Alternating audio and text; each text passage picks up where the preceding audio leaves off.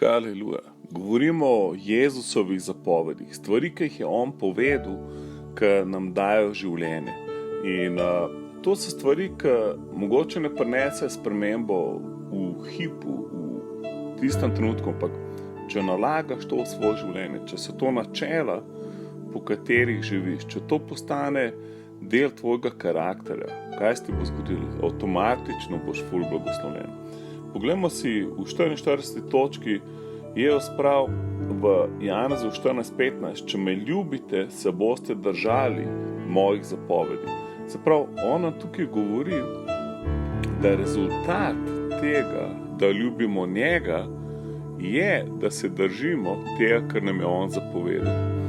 In dosti ljudi misli, če moram se držati Božjih zapovedi, moram se držati Božje besede, da bom lahko ljubil Boga.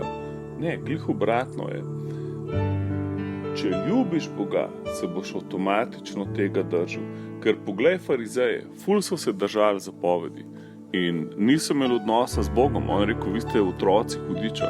Poglej mladega bogataša, človeka, ki je imel vse in pride k Jezusu in ga vpraša, kaj moraš še narediti. In Jezus mu prav, vse prodaj, kar imaš in pojdi za mano. Zakaj? Ker njegov Bog je bil denar. Se pravi, človek je držal vse zapovedi, dal je desetino, bil je zvest, ampak vse je delal z napačnim motivom. Se pravi, ena faza je, ko delaš ful napak, ampak ljubiš Boga in boš pošel ven iz tega.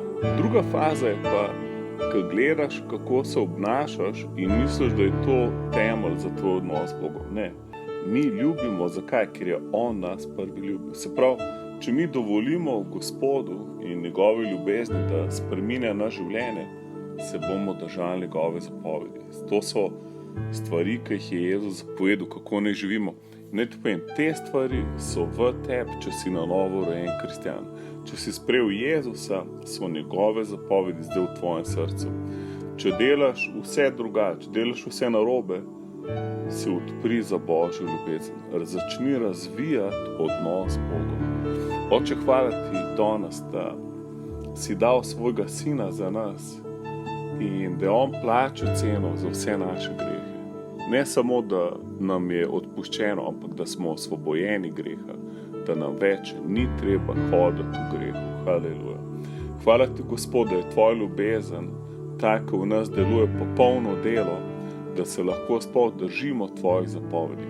Hvala, da so tvoje zapovedi zdaj v nas. Vse, kar si nam ti rekel, tvoja beseda je zdaj živa in dolotvorna v nas. Naj sad duha zdaj deluje in raste v nas. Bog te blagosloveni.